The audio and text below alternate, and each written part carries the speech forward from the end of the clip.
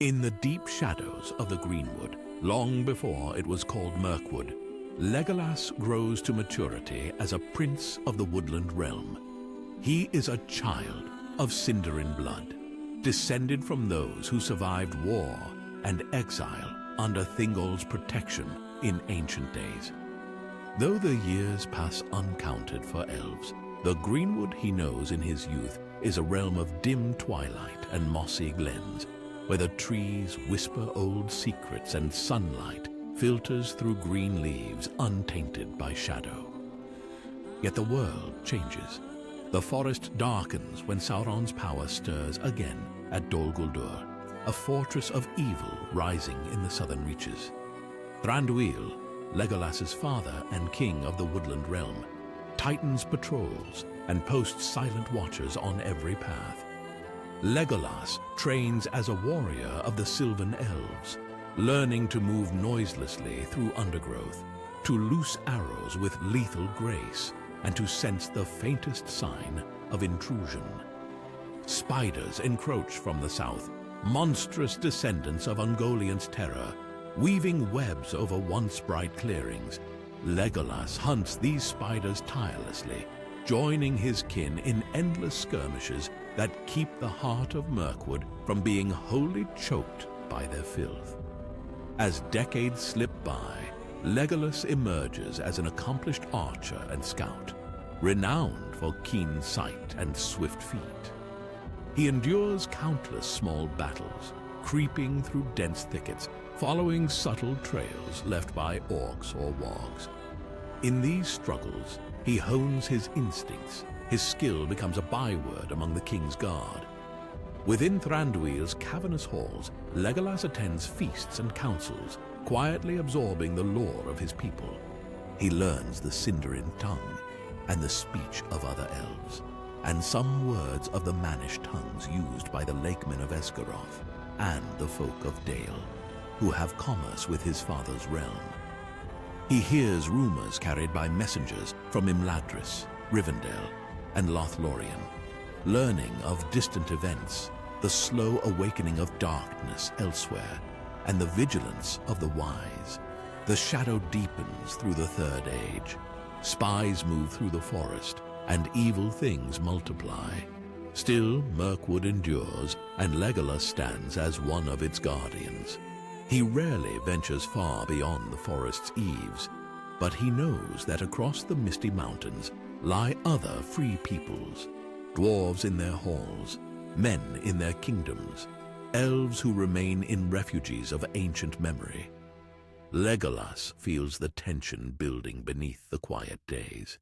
Something unseen is gathering strength, and he wonders if the scattered forces of good are prepared for what may come.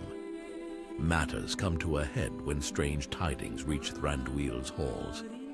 Sauron has indeed returned in secret, and a creature once called Gollum, captured by Aragorn and delivered to Mirkwood, is held under watch within the king's realm. Gollum is caged, but not tortured. Thranduil's folk have little love for cruelty, yet Gollum is cunning, whispering to himself, and the gods find him restless and unpredictable. Legolas observes from afar, curious about this strange being who once bore something of dreadful importance: the enemy's ring.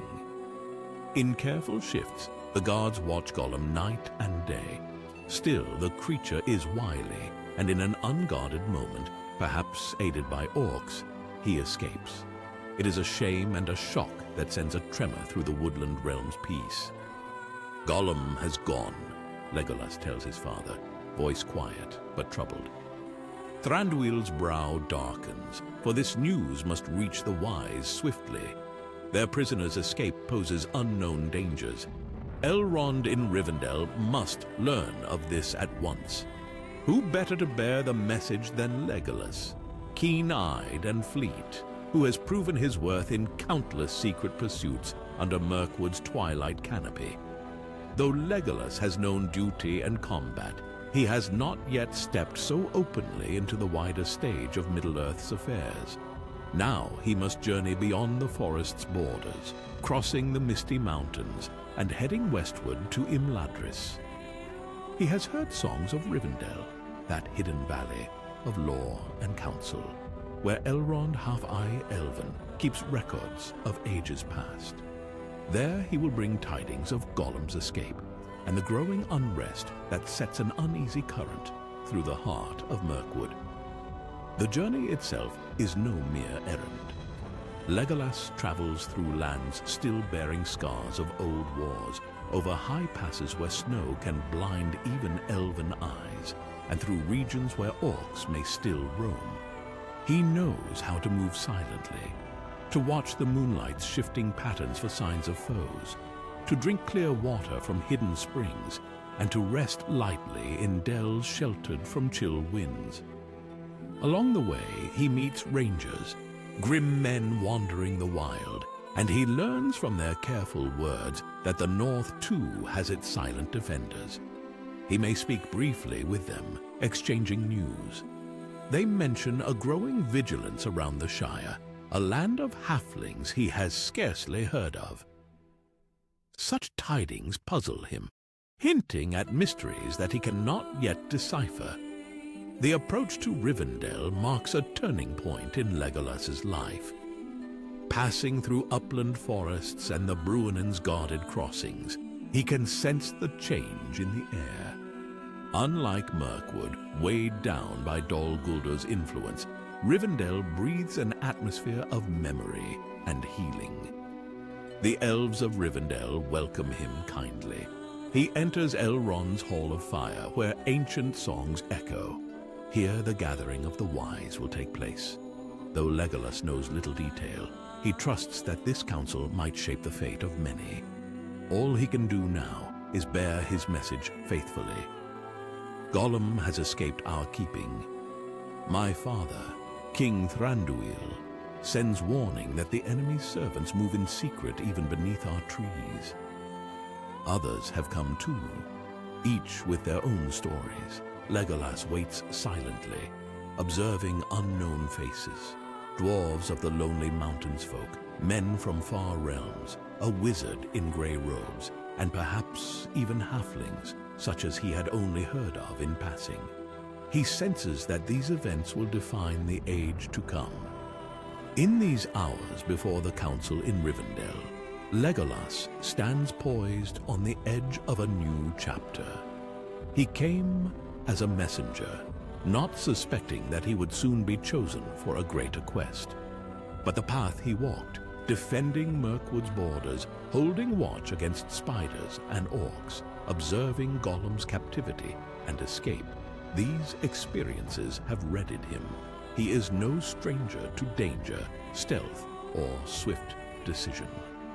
He knows the gloom of forests under threat and the worth of vigilance.